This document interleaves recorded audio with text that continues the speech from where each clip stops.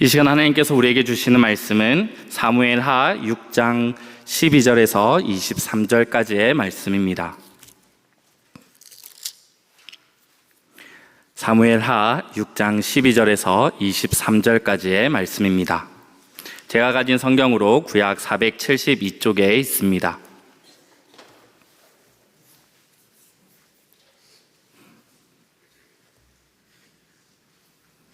하나님의 말씀을 한 절씩 교독하시겠습니다. 어떤 사람이 다윗 왕에게 아뢰어 이르되 여호와께서 하나님의 계로 말미암아 오베데돔의 집과 그의 모든 소유에 복을 주셨다 한지라. 다윗이 가서 하나님의 계를 기쁨으로 메고 오베데돔의 집에서 다윗성으로 올라갈세.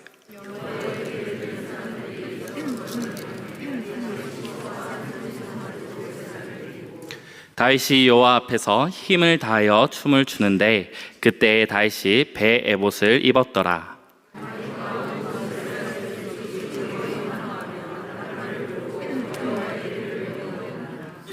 여호와의 계가 다윗성으로 들어올 때에 사울의 딸 미갈이 창으로 내다보다가 다윗 왕이 여호와 앞에서 뛰돌며 춤추는 것을 보고 심중에 그를 업신 여기니라.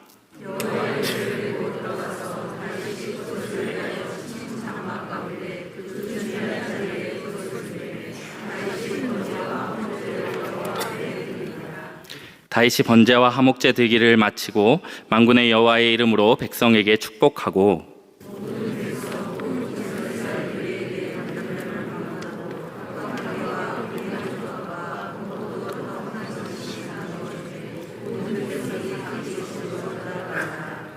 다윗이 자기의 가족에게 축복하러 돌아오매 사울의 딸 미갈이 나와서 다윗을 맞으며 이르되 이스라엘 왕이 오늘 어떻게 영화로우신지 방탕한 자가 염치 없이 자기의 몸을 드러내는 것처럼 오늘 그의 신복의 계집종의 눈앞에서 몸을 드러내셨도다 하니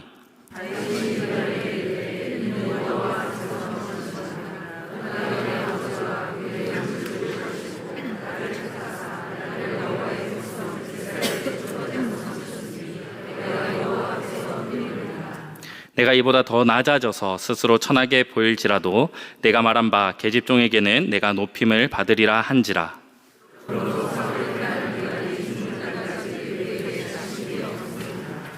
아멘. 저는 이 청년회를 담당하고 있는 전도사입니다. 이 청년회에는 대학생들이 많은데 이 청년들을 신방하다 보면 이런 질문을 종종 듣게 됩니다. 전도사님은 어쩌다 그 길에 발을 들여놓게 되었습니까? 여기 계시는 성도님들로부터는 단 한 번도 들어보지 못한 질문입니다.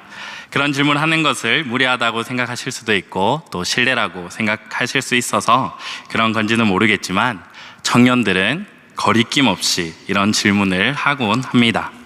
그런데 제가 이런 질문을 들었을 때 결코 무례한 질문이라고 느껴진 적은 없습니다. 단순한 호기심에서 질문한 것이 아니라 아직 자신들이 어떤 길로 가야 할지 모르는 또 어떤 가치를 가지고 어떻게 살아가야 할지 갈피를 잡지 못한 청년들의 깊은 고민과 갈등이 담긴 질문이기 때문입니다.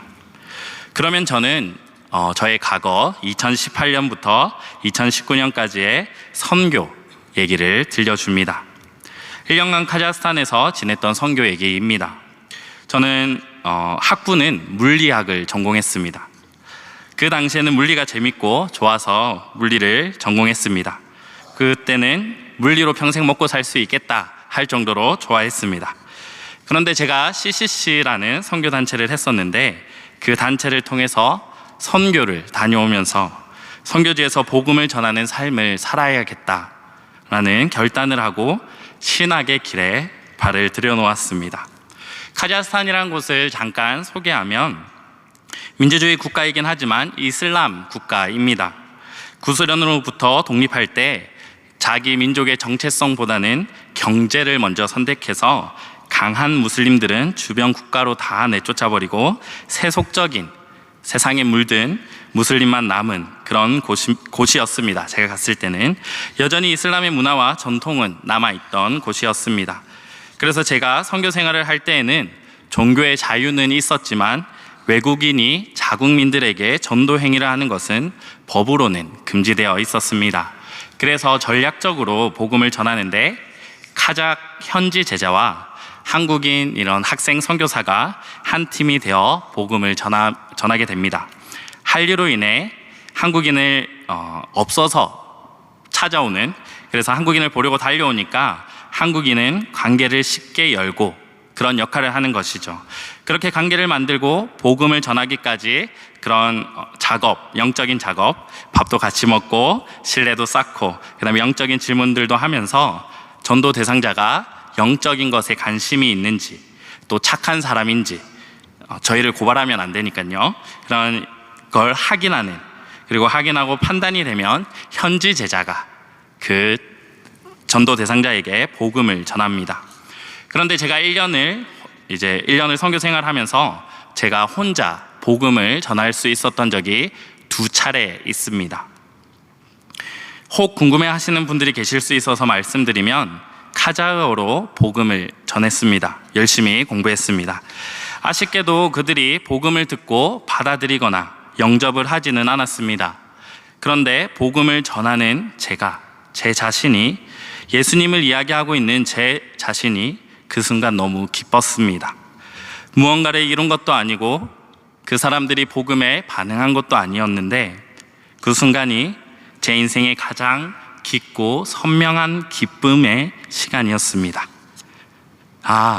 하나님으로 기뻐한다는 것이 이런 것이구나를 맛보아 알게 되는 시간이었습니다. 그래서 저는 마음속으로 결단했습니다. 복음을 전하는 삶을 살아야겠다. 이왕 그곳이 선교지면 좋겠다. 그 마음을 따라 내가 그러면 무엇을 준비할 수 있을까 고민했고 기도하며 결정했습니다. 그렇게 신학에 발을 들여놓게 되었습니다. 그리고 지금 저는 그 과정에 있다라 할 수 있습니다. 비록 여기가 선교지는 아닐 수 있지만 청년들과 함께하고 신방을 하면서 그들이 하나님을 바라보게 하고 말씀으로 그들이 하나님 앞에 바로 설 수 있게끔 도우면서 지금 저는 또 기쁨을 누리고 있습니다. 이러한 기쁨은 제가 무언가를 이루었기 때문이 아니라 하나님께서 저와 함께 하시기 때문에 하나님으로 말미암아 누리는 기쁨이라 감히 고백할 수 있습니다. 오늘 본문에 등장하는 다윗도 그런 기쁨을 누렸던 사람입니다. 하나님의 언약궤가 예루살렘으로 돌아오고 있다는 사실 하나만으로 다윗은 왕으로서의 체면도 잊어버리고 사람의 시선도 개의치 않고 하나님 앞에서 춤을 추며 기뻐했습니다. 12절, 13절의 말씀입니다. 어떤 사람이 다윗 왕에게 아뢰어 이르되 여호와께서 하나님의 궤로 말미암아 오베데돔의 집과 그의 모든 소유에 복을 주셨다 한지라. 다윗이 가서 하나님의 궤를 기쁨으로 메고 오베데돔의 집에서 다윗 성으로 올라갈새 여호와의 궤를 맨 사람들이 6걸음을 가매 다윗이 살찐 송아지로 제사를 드리고. 다윗은 오베데돔 집에 하나님께서 복을 주셨다는 소식을 듣고 한번 실패했던 경험을 딛고 다시 용기를 내어 언약궤 옮길 준비를 합니다. 다윗은 단순히 오베데돔 집에 내린 하나님의 복에만 관심이 있어서 언약궤를 옮기려 했던 것이 아니었습니다.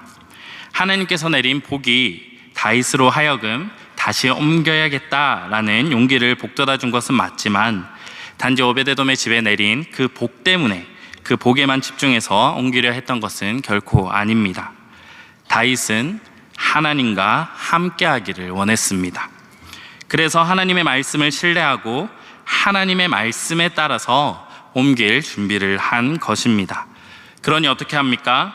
하나님께서 정하신 방법으로 이제는 제사장들이 궤를 메고 다윗 성으로 가지고 옵니다. 출발한 지 6걸음을 갔을 때, 단 6걸음을 갔을 때 다윗은 제사를 드리고 있습니다. 이것은 단지 형식적 의식의 제사가 아니라 하나님의 궤가 이제는 정말 우리 가운데 다시 임하셨다는 기쁨의 반응이었습니다. 하나님께서 드디어 함께 하신다는 기쁨에 다윗은 하나님의 백성으로서 가장 먼저 기쁨의 제사를 드린 것이지요. 14절의 말씀입니다. 다윗이 여호와 앞에서 힘을 다하여 춤을 추는데 그때 다윗이 배 에봇을 입었더라. 사무엘하 사무엘하 5장에 다윗이 온 이스라엘의 왕이 되었을 때에도 다윗은 이렇게까지 기뻐하지 않았습니다. 그런데 다윗은 하나님의 언약궤가 예루살렘으로 돌아오는 그 자리에서 배 에봇을 입고 힘을 다하여 춤을 추고 있습니다. 성경은 특별히 배 에봇을 입었다라고 언급하고 있습니다. 성경에 직접적으로 다윗이 왕의 의복을 입었다고 기록한 곳은 없지만 왕의 위엄이 드러나는 또 왕의 상징이 되는 것들을 성경 곳곳에서 언급되며 평소에 옷 또한 그러한 왕을 상징하는 왕이 입는 옷을 입었을 것이라 우리는 짐작할 수 있습니다. 하지만 다윗은 왕을 상징하는 그런 옷이 아니라 위엄 있고 화려한 그런 옷이 아니라 배 에봇을 입고 있었습니다. 배 에봇이 어떤 옷입니까? 제사장들이나 레위인들이 하나님 앞에 설 때 입던 옷이었습니다. 화려하거나 위엄 있는 옷이 아니라 자신을 드러내는 옷이 아니라 하나님의 종으로서 한 명의 백성으로서 입는 옷이었습니다. 다윗은 지금 왕의 자리에서가 아니라 한 사람으로 계급장을 닫댄 한 사람으로서 하나님 앞에 서 있는 것입니다. 이러한 배의 옷을 입고 주변에 다른 사람은 없는 듯 자신이 왕이라는 것까지도 잊은 듯 여호와 앞에서 힘을 다하여 춤을 추고 있습니다. 여기서 춤을 추었다라는 단어 히브리어 카라르는 정해진 춤, 형식이 갖춰진 춤을 뜻하는 단어가 아닙니다. 형식이 갖춰져 있지 않은 그저 빙글빙글 도는 그런 춤을 의미하는 단어입니다. 말하자면 막춤에 가까운 표현입니다. 다윗은 제사장도 아니었고 제2 전문가도 아니었습니다. 제2에 맞춰서 정해진 동작이나 율동을 한 것도 아니었습니다. 다윗은 그 기쁨을 주체할 수 없어서 자발적으로 주체할 수 없는 자유로운 표현으로 빙글빙글 돌면서 막춤을 추었던 것입니다. 전심에서 우러나온 기쁨의 몸짓이었습니다. 하나님을 향한 열정과 기쁨에 주체할 수 없는 발산이었습니다. 여기서 그치지 않습니다. 다윗의 마음 깊은 곳에서 시작된 이 기쁨은 공동체 전체로 퍼져나갔습니다. 다윗은 혼자만 기뻐하지 않았던 것입니다. 그의 기쁨이 예루살렘 거리 전체를 흔들었고 온 백성의 마음을 하나님의 임재 앞에 이끌어냈습니다. 15절의 말씀입니다. 다윗과 온 이스라엘 족속이 즐거이 한호하며 나팔을 불고 여호와의 궤를 메어오니라. 이스라엘 백성이 즐거이 환호했습니다. 나팔까지 불고 있습니다. 이 함성은 단순히 와 하는 외침 정도가 아닙니다. 우리가 아는 운동 경기장이나 또 연예인 콘서트에서 내지르는 흥분의 함성과는 차원이 다릅니다. 마침내 언약궤가 돌아온 것에 대한 기쁨의 발산이었습니다. 하나님께서 우리와 함께 하신다라는 기쁨의 외침이었습니다. 백성들이 터질 듯한 기쁨과 경애로 외친 것입니다. 즉 그들의 한호와 나팔 소리는 하나님의 임재에 대한, 하나님이 우리와 함께 하신다는 그 임재에 대한 감격과 기쁨의 반응이었습니다. 하나님의 임재 앞에서 터져나온 기쁨은 노래와 춤, 또 한호, 나팔 소리로만 끝나지 않습니다. 그 기쁨은 나눔으로 이어지고 있습니다. 18절, 19절의 말씀입니다. 다윗이 번제와 화목제 드리기를 마치고 만군의 여호와의 이름으로 백성에게 축복하고 모든 백성 곧 온 이스라엘 무리에게 남녀를 막론하고 떡 한 개와 고기 한 조각과 건포도 떡 한 덩이씩 나누어 주매 모든 백성이 각기 집으로 돌아가니라. 다윗은 하나님이 함께 하신다는 기쁨을 자신만 누리지 않고 백성과 함께 나누었습니다. 하나님의 임재 앞에서 기뻐했던 예배가 구체적인 사랑의 나눔으로 이어진 것입니다. 기쁨이 입술로만 끝나지 않고 몸짓으로만 끝나는 것이 아니라 손을 통해 흘러가고 섬김으로 나타나는 기쁨이 확장되고 예배가 확장된 것입니다. 그런데 이처럼 기쁨이 가득한 행렬 한편에서 전혀 다른 반응을 보인 사람이 있었습니다. 바로 사울의 딸 다윗의 아내 미갈입니다. 16절의 말씀입니다. 여호와의 개가 다윗성으로 돌아올 때 사울의 딸 미갈이 창으로 내다보다가 다윗 왕이 여호와 앞에서 뛰놀며 춤추는 것을 보고 심중에 그를 업신 여기니라. 미갈은 하나님의 언약궤가 다윗성으로 돌아올 때 그 기쁨의 자리에 함께 있지 않았습니다. 그녀는 그저 자기 처소에 머물며 창으로 밖을 내다보고 있었을 뿐입니다. 기쁨의 현장 한가운데가 아니라 기쁨의 현장 밖에서 있었습니다. 자신의 남편을 비롯한 온 이스라엘 백성들은 즐겁게 한호를 부르며 나팔을 불고 기뻐했지만 그녀는 그 기쁨 속에 들어오지 않았습니다. 그저 그 장면을 위에서만 내려다보며 마치 관람객처럼 해설자처럼 한 사람을 판단하고 있었습니다. 다윗은 여호와 앞에서 기쁨을 주체할 수 없는 그 춤을 추고 있었지만 미갈은 그 모습이 왕으로서 체면 없는 행동, 남편으로서 부끄러운 모습으로 보였을 뿐이었습니다. 안타깝게도 미갈은 하나님으로 말미암아 기뻐하는 것이 어떤 것인지 알지 못했습니다. 그녀가 기뻐했던 것은 왕궁의 질서, 체면, 권위, 이런 외적인 모습이었습니다. 하나님이 아니라 세상의 기준과 세상의 평가, 그것이 그녀의 기쁨의 중심에 있었던 것입니다. 그렇기에 다윗이 하나님 앞에서 왕의 옷이 아닌 배 에봇을 입고 이 춤을 추는 모습을 보며 기쁨이 아니라 수치로, 감격이 아니라 모욕으로 느꼈던 것이지요. 다윗은 이런 기쁨을 안고 자기의 가장 가까운 가족에게 전하기 위하여, 축복하기 위하여 돌아왔습니다. 하지만 그런 다윗을 맞은 것은 사랑스러운 인사도 따뜻한 눈빛도 아닌 냉소와 비난의 말 한마디였습니다. 20절의 말씀입니다.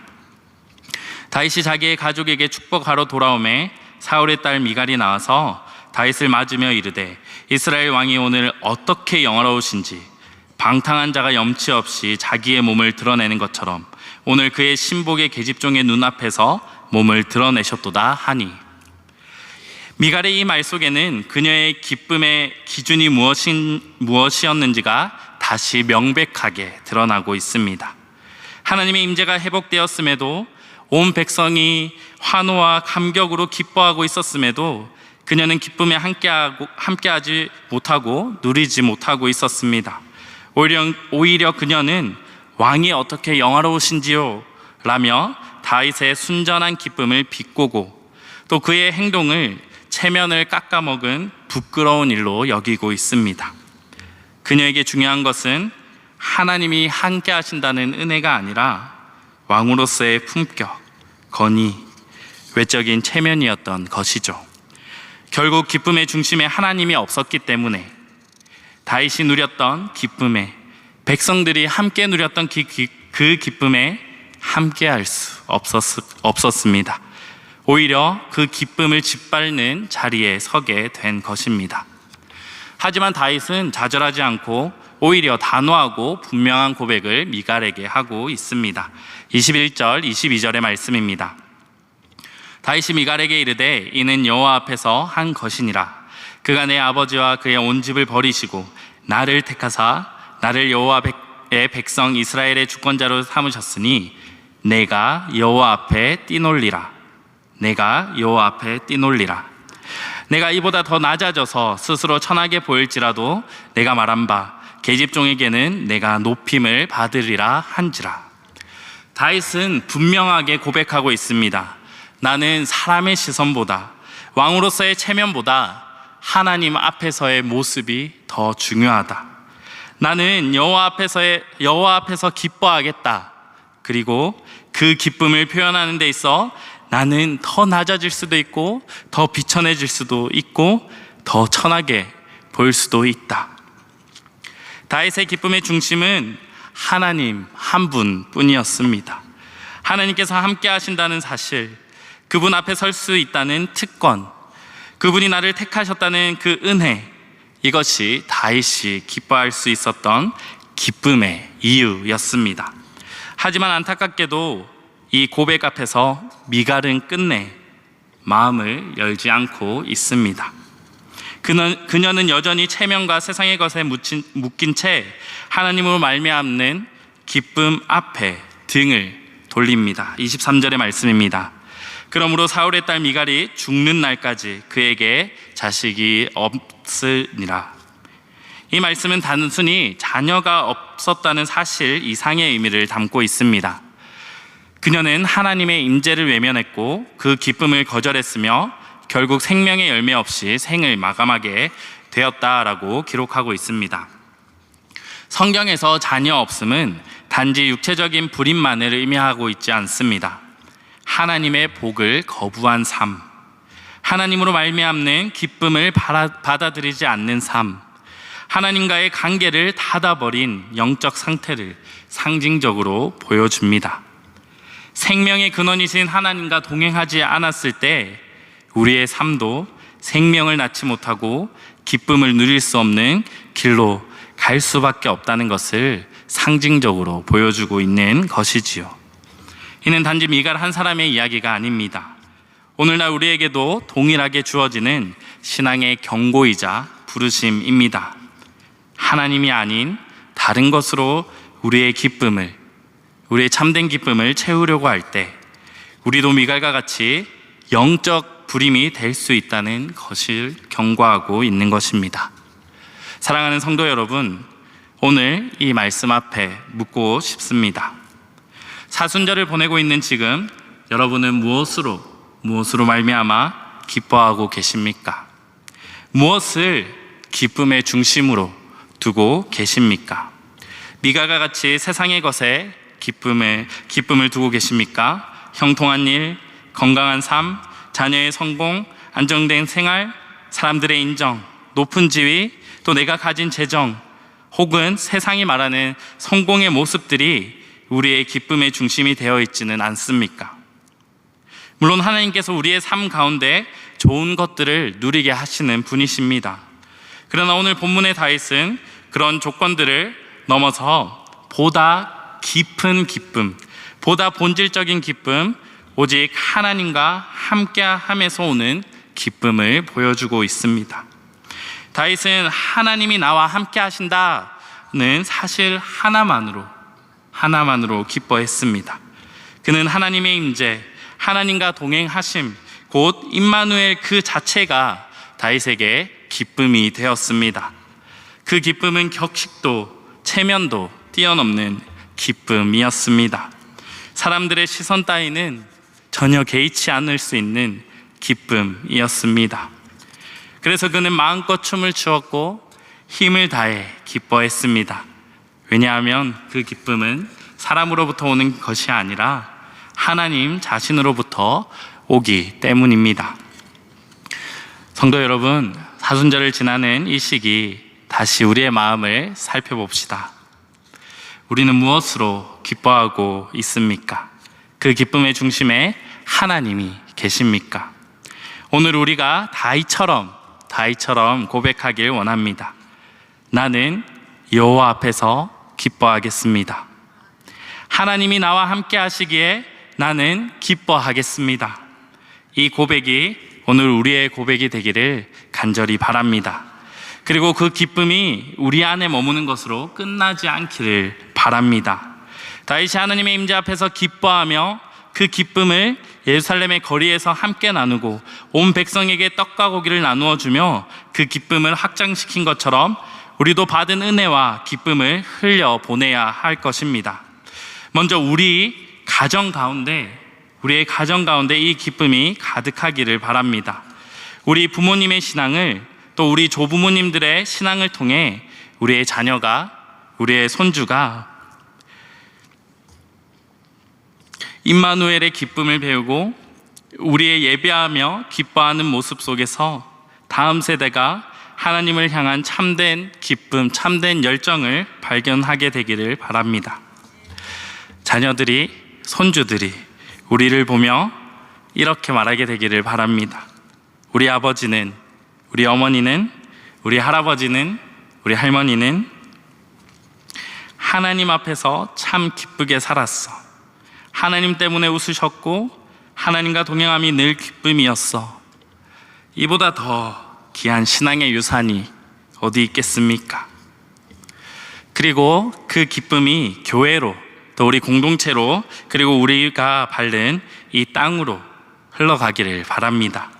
세상은 여전히 근심과 불안으로 가득하고 참된 기쁨을 찾아 헤매지만 우리는 하나님 한 분만으로 기뻐할 수 있는 사람들입니다.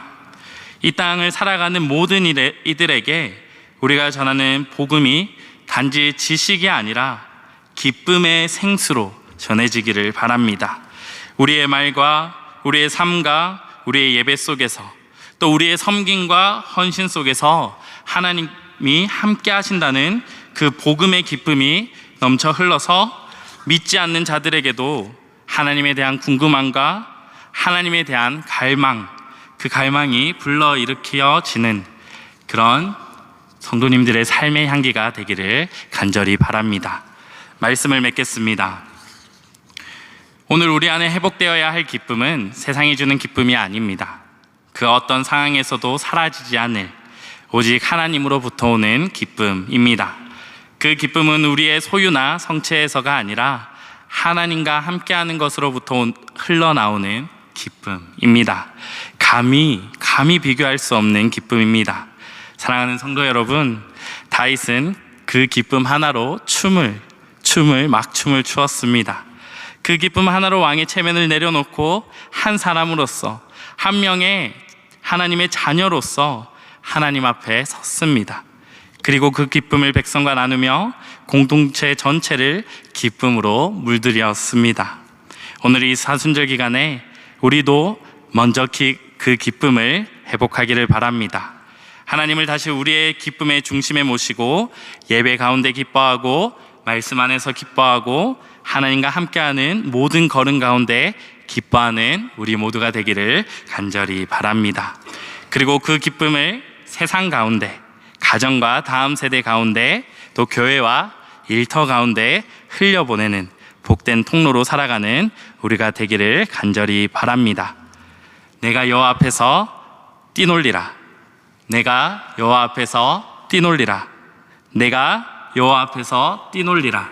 이 고백이 우리 모두의 삶의 실제가 되기를 간절히 바랍니다. 기도하시겠습니다. 할렐루야. 하나님, 오늘도 말씀을 통해 우리의 마음을 비춰주셔서 감사합니다. 우리가 미갈처럼 사람의 시선과 체면에 얽매여 하나님 앞에 자유롭게 기뻐하지 못했다면, 하나님이 아닌 다른 것들을 기쁨의 중심에 두었다면 주님 용서하여 주시고 다시금 우리의 기쁨의 중심에 하나님을 모시게 하여 주시옵소서. 하나님, 임마누엘 대신 주님과 동행하는 것, 그분 앞에 설 수 있다는 특권, 하나님의 백성으로 불러주신 은혜가 우리의 가장 깊은 기쁨이 되게 하여 주시옵소서. 그 기쁨이 우리 안에 머무는 것으로 끝나지 않게 하시고 우리의 가정으로 올라가게 하여 주시옵고, 우리의 자녀들이 부모와 조상들의 신앙을 통해 하나님과 함께하는 기쁨을 배우게 하여 주시옵소서. 뿐만 아니라 우리가 속한 교회 공동체 안으로, 우리가 일하는 직장으로, 우리가 밟는 이 땅 가운데로 그 기쁨이 흘러가게 하여 주시옵소서. 다윗처럼 나는 여호와 앞에서 기뻐하겠습니다 라고 고백하며 오늘도 내일도 하나님 앞에서 전심으로 춤추는 삶이 되게 하시고, 그 기쁨이 찬양이 되고 예배가 되고 나눔이 되게 하여 주시옵소서. 감사합니다. 사랑합니다. 예수 그리스도의 이름으로 기도합니다. 아멘.